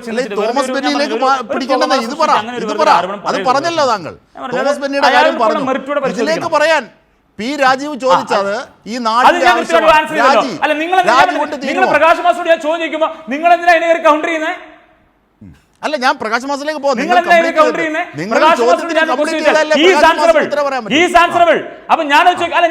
ഞാൻ കൃത്യമായിട്ട് ഈ കേസിൽ ഈ വിഷയം ശരി താങ്കൾക്ക് അതിൽ മറുപടി ഇല്ല. ഞാൻ പ്രകാശ് മാസ്റ്ററിലേക്ക് പോവാം. പ്രകാശ് മാസ്റ്റർ ഒറ്റ കാര്യം, 2 കാര്യങ്ങൾ. ഒന്ന്, ഈ രാജിയോടുകൂടി പ്രകാശ് മാസ്റ്റർ സമയമാണ്. രാജിയോടുകൂടി ഈ പ്രശ്നം തീരുമോ? ഇയാൾ പ്രതിഭാഗത്തിന് വേണ്ടി ഏതൊക്കെ ഫയലുകൾ ശേഖരിച്ചിട്ടുണ്ട്? മാത്രമല്ല, ഇയാൾ ചാർജ് എടുക്കാതെ പിന്നെ എന്തിനാണ് രാജിവെക്കുന്നത്? ഓർഡർ ക്യാൻസൽ ചെയ്യുക അല്ലേ ചെയ്യേണ്ടത്? അപ്പോൾ ചാർജ് എടുത്തിട്ടുണ്ട്. അങ്ങനെയാണെങ്കിൽ ഈ ഫയലുകളെല്ലാം അയാളുടെ കയ്യിലേക്ക് പോയിട്ടുണ്ടാകില്ലേ? സംശയം ശരിയല്ലേ? വളരെ ഗുരുതരമായിട്ടുള്ള നിയമപ്രശ്നങ്ങൾ ഈ കാര്യത്തിൽ ഉൾപ്പെട്ടിട്ടുണ്ട്. ഇപ്പോൾ SITയുടെ അന്വേഷണം ഇതുമായി ബന്ധപ്പെട്ട് നടക്കുകയാണ്. ഇതുവരെ ചാർജ് ഷീറ്റ് ഫ്രെയിം ചെയ്ത് കഴിഞ്ഞിട്ടില്ല. ആ ചാർജ് ഷീറ്റ് ഫ്രെയിം ചെയ്യപ്പെടാത്തൊരു കേസിൽ SIT അന്വേഷണം നടക്കുന്ന ഒരു കേസിനകത്ത് പ്രതിഭാഗം കൈകാര്യം ചെയ്യുന്ന വക്കീലിന് അവിടെ വാദികളുടെ മുഴുവൻ വിവരങ്ങളും വെളിപ്പെടുത്താൻ പറ്റാവുന്നൊരു പോസ്റ്റിൽ അവരെ നിശ്ചയിക്കുക എന്ന് പറഞ്ഞാൽ തീർച്ചയായിട്ടും അത് കേവലം രാജി കൊണ്ട് അവസാനിക്കുന്നൊരു വിഷയമായിരിക്കില്ലല്ലോ. കാരണം ഈ പ്രശ്നങ്ങളാകെ തന്നെ ബഹുമാനപ്പെട്ട കോടതിയുടെ പരിഗണനയുള്ളതാണ്. SIT അന്വേഷിച്ചുകൊണ്ടിരിക്കുന്ന വിഷയങ്ങളാണ്. അപ്പോൾ സ്വാഭാവികമായിട്ടും ഇത് കേവലമായിട്ടുള്ള ഒരു അപ്പോയിൻമെൻറ്റും അതിൻ്റെ മേലെയുള്ള രാജിയും എന്നതിലൊക്കെ മാത്രമായിട്ട് ഇത് ചുരുക്കി കാണാൻ കഴിയില്ല.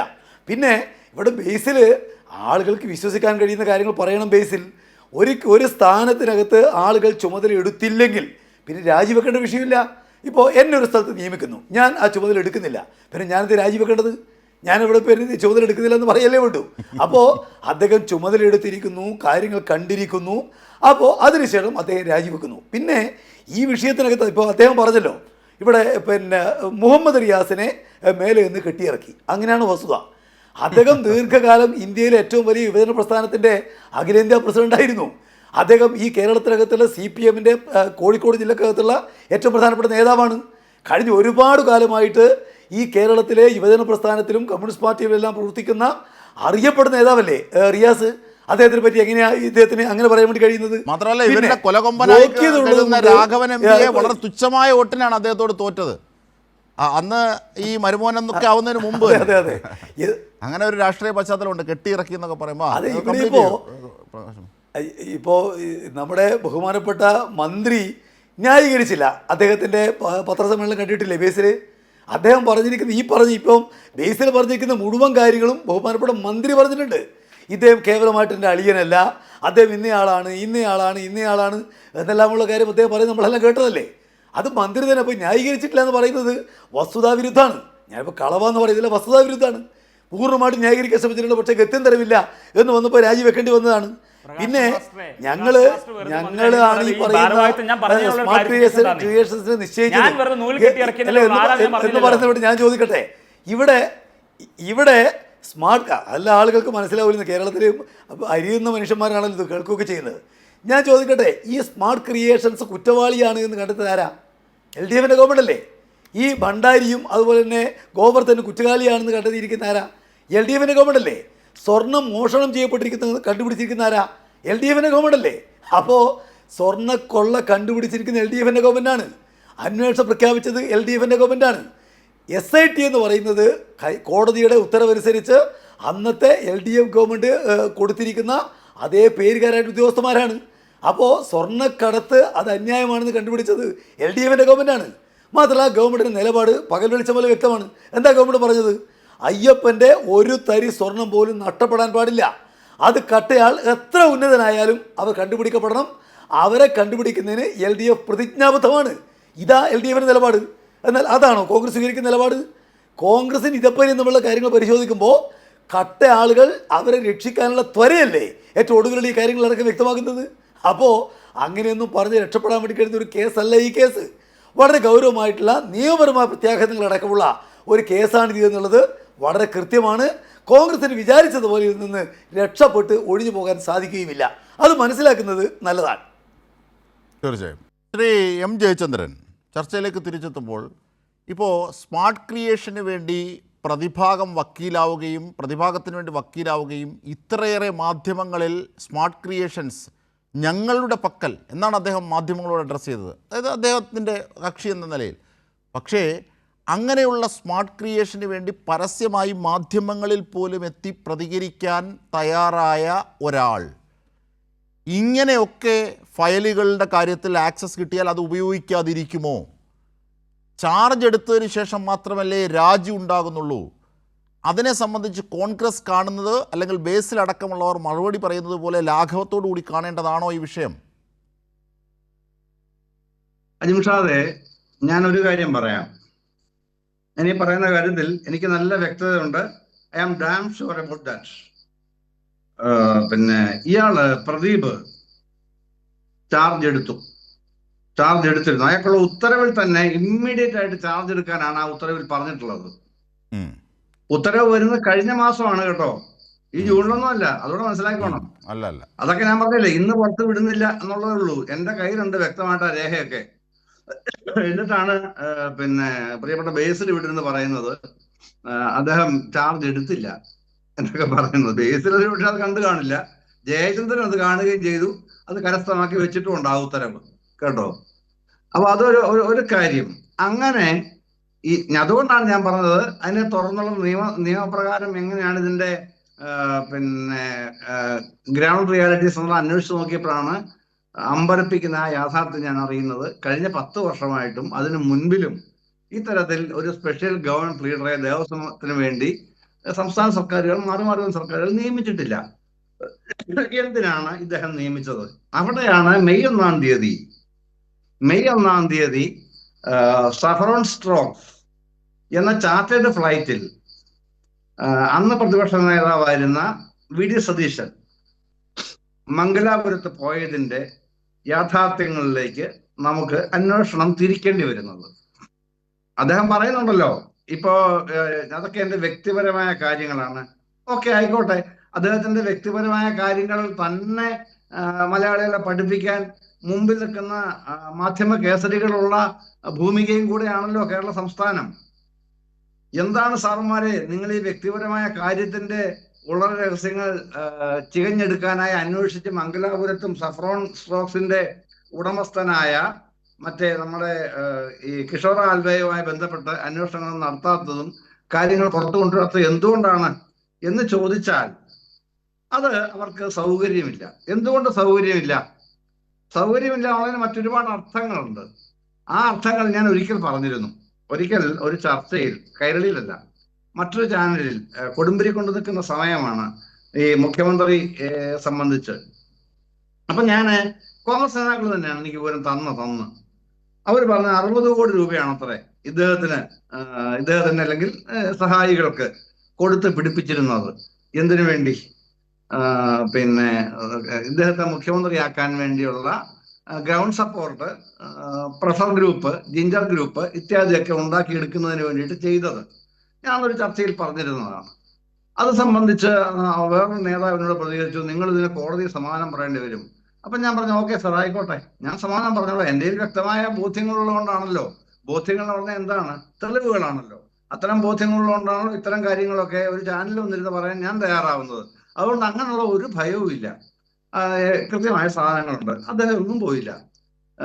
ഇവിടെ ഇതുവരെ നമ്മുടെ മുഖ്യമന്ത്രിയെ സംബന്ധിച്ച് വിളിച്ചിട്ടുമില്ല. അദ്ദേഹത്തിന്റെ സ്വാതന്ത്ര്യം, അദ്ദേഹത്തിന് പറയാൻ സൗകര്യമില്ലെങ്കിൽ ചോദിക്കാൻ മാധ്യമങ്ങൾക്ക് സൗകര്യമില്ല. അതാണ് ബേസിൽ അതായത് ആ മംഗലാപുരം യാത്രയിലേക്ക് തന്നെ വളരെ ആധികാരികമായി വിവരങ്ങൾ ശേഖരിച്ച് മാത്രം സംസാരിക്കുന്ന ഒരു മാധ്യമപ്രവർത്തകൻ എന്ന നിലയിൽ ശ്രീ എം ജയചന്ദ്രന് മുമ്പോട്ട് വെക്കുന്നതാണ്. അത് കേരളത്തിന് തന്നെ അത്തരത്തിലൊരു ആശങ്കയുണ്ട്. അപ്പോൾ ഈ റജികുമാർ എന്ന SIT ഈ വിഷയത്തിൽ ചോദ്യം ചെയ്ത ആളുമായി ചാർട്ടേഡ് വിമാനത്തിൽ മംഗളൂരു യാത്ര, അതും കർണാടകത്തിലെ കോൺഗ്രസ് പോലും അറിയാതെ പോയതുമായി ബന്ധപ്പെട്ടും ഇപ്പോൾ മുഖ്യമന്ത്രി നേരിട്ട് ഈ വകുപ്പിലേക്ക് ഇങ്ങനെ ദേവസ്വം സ്പെഷ്യൽ പ്ലീഡറാക്കി നിയമിക്കുന്നതുമായി ബന്ധമുണ്ട്, പ്രതിഭാഗം വക്കീലിനെ നിയമിച്ചതിൽ ബന്ധമുണ്ട് എന്നാണ് ഇവരൊക്കെ പറയുന്നത്. ബസ്സിൽ മറുപടി ഉണ്ടെങ്കിൽ 1 മിനിറ്റിൽ പെട്ടെന്ന്.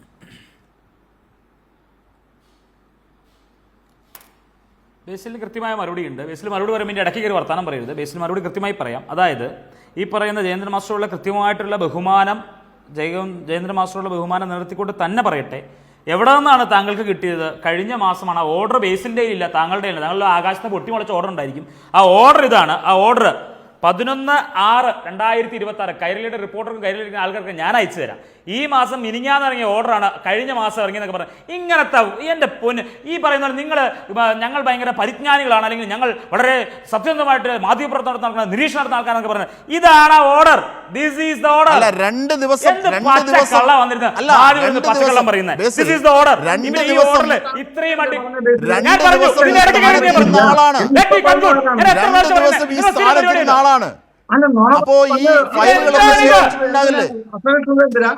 നിങ്ങളല്ലേ പറഞ്ഞത് ബേസിൽ അങ്ങനെ ഓർഡർ ഇല്ല.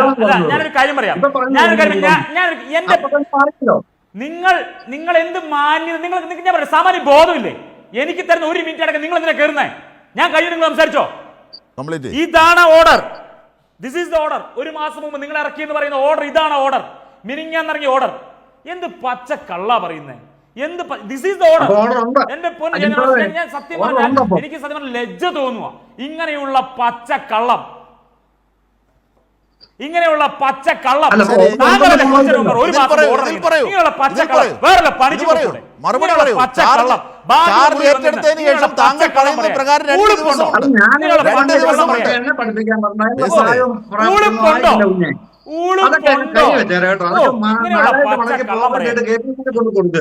എന്നെ പഠിപ്പിക്കാൻ ഇറങ്ങിയിരിക്കുന്നു.